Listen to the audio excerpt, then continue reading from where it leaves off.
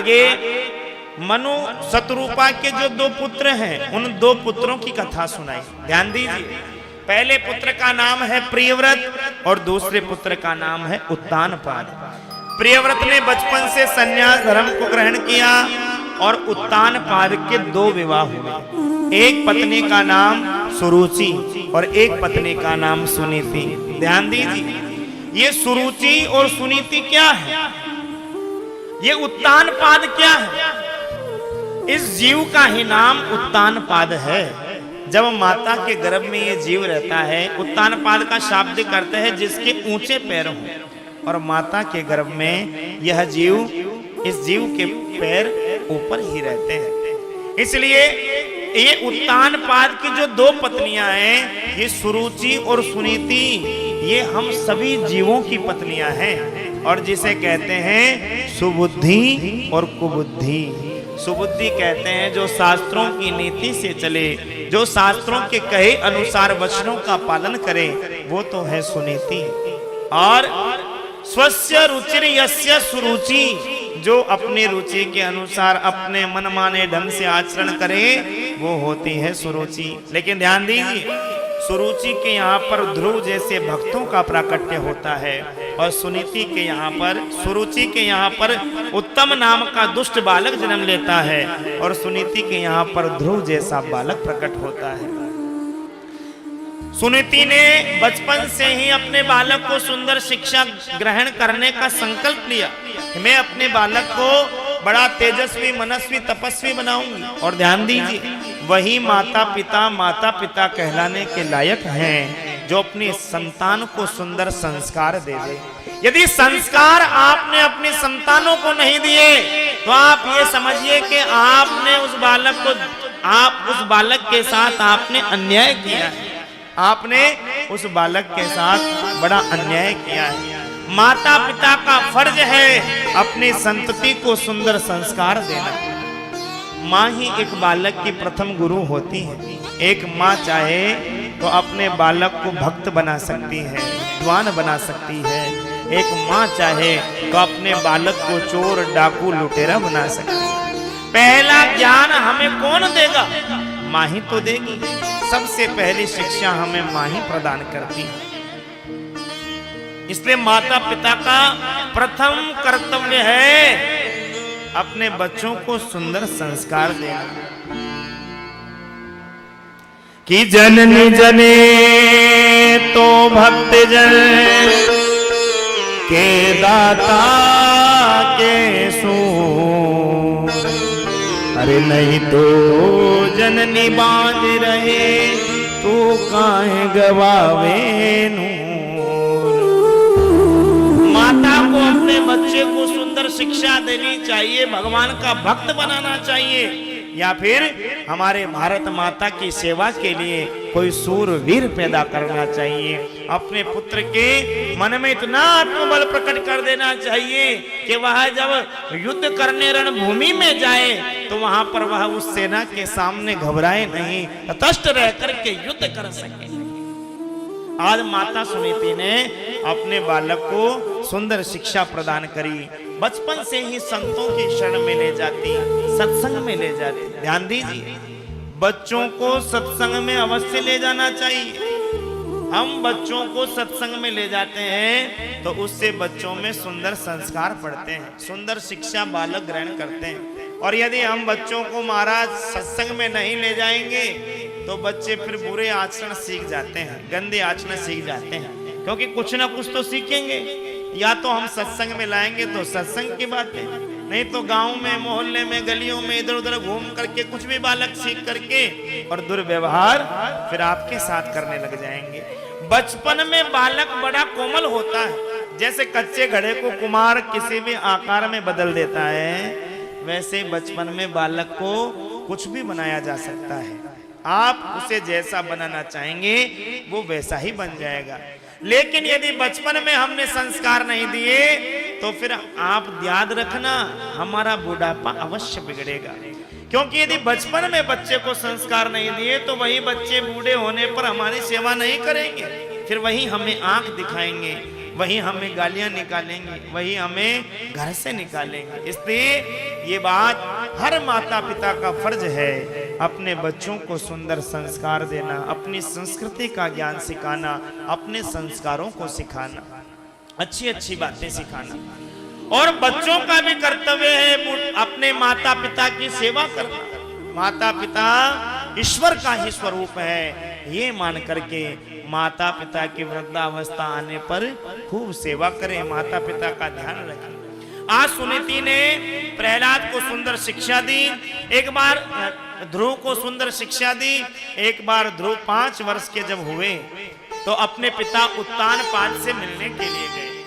उत्तानपाद की गोद में उत्तम को बैठा देखा, सुरुचि के पुत्र को बैठा देखा, तो महाराज ध्रुव का भी मन हुआ कि मैं भी जाकर अपने पिता की गोद में बैठ जाऊं, मैं भी अपने पिता की गोद में जाऊं। जैसे ही बैठने के लिए आगे बढ़े और आगे जैसे ही बढ़े तो महाराज सुरुचि ने आकर के रोक लिया, तू इस गोद में बैठने का अधिकारी नहीं, पहले जंगल में जा और जंगल में जाकर के भगवान का भजन कर। भगवान जब प्रसन्न हो जाए, प्रकट हो जाए तो वरदान मांगना कि मेरा जन्म सुरुचि मैया के गर्भ से हो जाए, तब तू इस गोद में बैठने का अधिकारी बनेगा। सुखदेव जी ने कहा राजन, आज सुरुचि ने ध्रुव का अपमान नहीं किया, आज सुरुचि ने भगवान का अपमान किया, क्योंकि हम गर्भ से आने से बचने के लिए भगवान का भजन करते हैं, कीर्तन करते हैं, सत्संग में जाते हैं, कथा सुनते हैं। क्यों?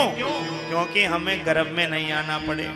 और उस गर्भ में आने के लिए सुरुचि कह रही है कि पहले भगवान का भजन कर, भगवान प्रकट हो जाए तो वरदान में मेरा गर्भ मांगना।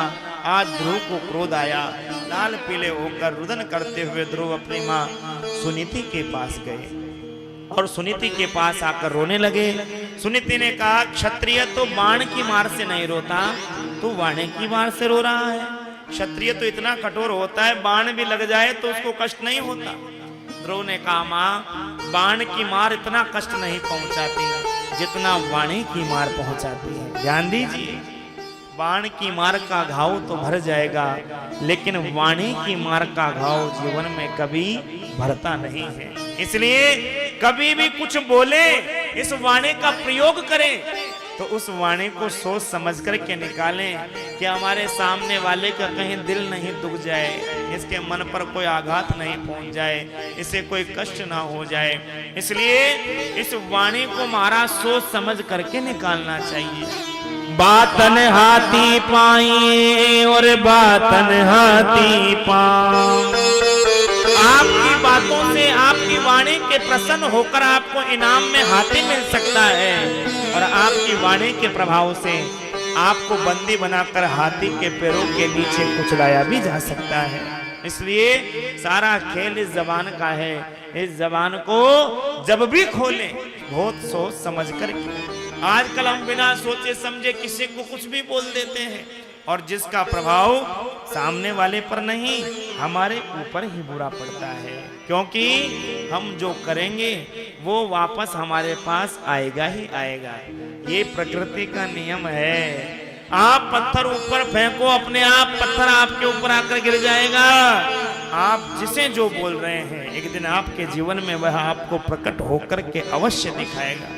इसलिए जबान हमेशा संभाल करके खोलनी चाहिए। आज ध्रुव रुदन करने लगा, रोने लगा। यदि कोई और संसारिक माँ होती तो महाराज लड़ाई करने पहुंच जाती सुरुचि के पास लाठी लेके, मेरे बेटे को तूने ऐसा कैसे बोल दिया।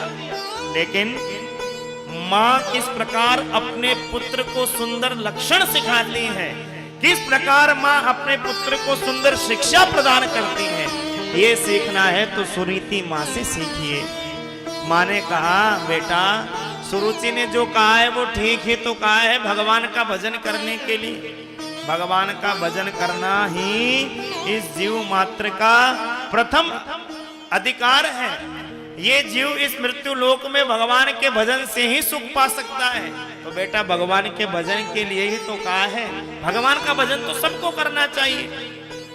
यदि कोई और होती तो महाराज चल जाती ध्रुव के साथ ले, चल कैसे बोल दिया तेरे को इस प्रकार, मैं जाकर के उसे डांटूंगी, फटकारूंगी। लेकिन जैसे ही कहा बेटा भगवान का भजन तो सबको करना चाहिए। तुरंत ध्रुव की बुद्धि पलट गई और ध्रुव सुरुचि की बात तो भूल गया और मन में दूसरा प्रश्न उठ गया, मैया भगवान रहते कहाँ हैं? कहाँ भगवान रहते हैं?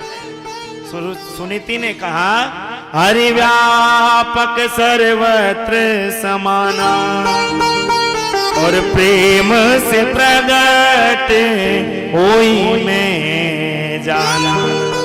भगवान तो सर्वत्र है बालक, कण कण में परमात्मा का वास है, लेकिन उस परमात्मा को प्रकट करने के लिए, उस परमात्मा को प्रसन्न करने के लिए प्रेम की आवश्यकता है। वो प्रेम से प्रकट होता है। उसी रात्रि को ध्रुव ने अपने घर का त्याग कर दिया। आज 5 वर्ष की आयु है बालक की, और आप देखिए अपनी माता के सिखाए हुए संस्कारों से आज ध्रुव रात्रि में ही अपने घर को त्याग करके जंगल में निकल गया। और महाराज जंगल में जब ध्रुव जा रहा था तो जाते जाते मन में सोचने लगा, ध्रुव सोच रहा था कि मैं जंगल में तो आ गया भगवान को प्रसन्न करने के लिए, लेकिन मैंने सत्संग में सुना है कि बिना गुरु के कोई इस भव से पार हो ही नहीं सकता है। गुरु बिन भवन निधि तरहि न कोई, गुरु बिन भवन निधि तरहि न कोई, गुरु बिन भवन निधि तरहि न कोई, गुरु बिन भवन निधि तरहि न कोई। जो विरंची शंकर समन होई, जो विरंची शंकर समन होई, गुरु बिन भवन निधि तरहि न कोई। बिना गुरु के इस भव सागर से कोई पार ही नहीं जा सकता। गुरु ही वह नौका है, गुरु ही हमें वह नौका प्रदान करते हैं जिस नौका पर सवार होकर के ये जीव इस भव सागर को पार कर सकता है। ध्रुव ने सोचा कि मैंने अभी गुरु नहीं बनाया और भगवान की प्राप्ति के लिए मैं चला आया। जैसे ही ध्रुव के मन में गुरु का भाव प्रकट हुआ, ध्यान दीजिए, आपको कभी कहीं गुरु ढूंढने की आवश्यकता नहीं पड़ेगी। गुरु जो ढूंढ कर बनाते हैं, सत्य में तो ये बात है कि वह सच में गुरु की महिमा जानता ही नहीं है। गुरु ढूंढने से नहीं मिलता। गुरु आपके जीवन में, जब आपके हृदय में गुरु बनाने की उत्कंठा जागृत होती है तो स्वतः ही आपके पास गुरु पहुंच जाता है। जिस प्रकार आज ध्रुव ने उत्कंठा जागृत की तो नारद जी का आगमन हो गया। मीराबाई ने जब मेड़ता में गुरु भाव प्रकट किया, मीरा महल से निकलती नहीं थी। उस समय मुगल काल था तो मीराबाई निकलती नहीं थी महल से। उस समय क्षत्रिय स्त्रियों का निकलना बिल्कुल महाराज वर्जित था, बिल्कुल बंद था। लेकिन जैसे ही मीरा के मन में भाव आया कि मैं मेरा गुरु नहीं बनाया, मैं भगवान की भक्ति में कैसे आगे बढ़ूंगी, और जिस दिन भाव प्रकट हुआ उसी दिन महाराज मीराबाई के महल में रेदास जी का आगमन हो गया। रेदास जी अपने आप मीराबाई के पास पहुंच गए दीक्षा देने के लिए। जब आपके मन में भाव होगा तो आपको कोई सच्चा सद्गुरुदेव अपने आप मिल जाएगा। आज नारद जी का आगमन हुआ। नारद जी ने सोचा बालक बड़ा सुंदर है, कहाँ जा रहा है, थोड़ी इसकी परीक्षा तो लूं। जाकर नारद जी ने कहा बेटा कहाँ जा रहे हो? कहा जंगल में जा रहा हूँ। अरे बालक जंगल में क्या लेने जा रहे हो? जंगल में शेर रहता है, वो तुम्हें मार देगा। मेरी माँ कहती है शेर में भी भगवान का ही वास है। नारद जी ने सोचा इसका विश्वास तो पक्का है। खाओगे क्या, भूख लगेगी तो? भोजन कितनी बार करते हो दिन में? ध्रुव ने कहा 5 बार करता हूँ। मेरी माँ अपनी गोद में बैठा कर अपने हाथों से भोजन कराती है तब करता हूँ। नारद जी ने कहा बेटा जंगल में तेरी माँ कहाँ से आएगी? यहाँ पर कौन भोजन कराएगा? यहाँ भोजन कहाँ से आएगा? ध्रुव ने कहा मेरी माँ कहती है जब दूध नहीं तब दांत दिए, अब दांत दिए तो अन्न भी देगो, अब दांत दिए कछोर भी देगो। जब बालक का जन्म होता है तब उसके मुख में एक भी दांत नहीं होता।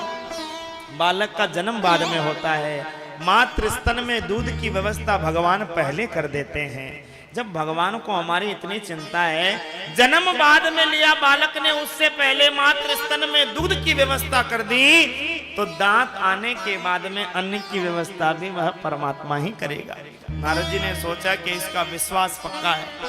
फिर ध्रुव ने कहा, लेकिन मेरी माँ कहती है कि नारद जी जिससे मिल जाए उससे भगवान जरूर मिलते हैं। तुम नारद जी नहीं, तुम कोई बहरूपिया हो, मुझे भगवान से मिलने से रोक रहे हो।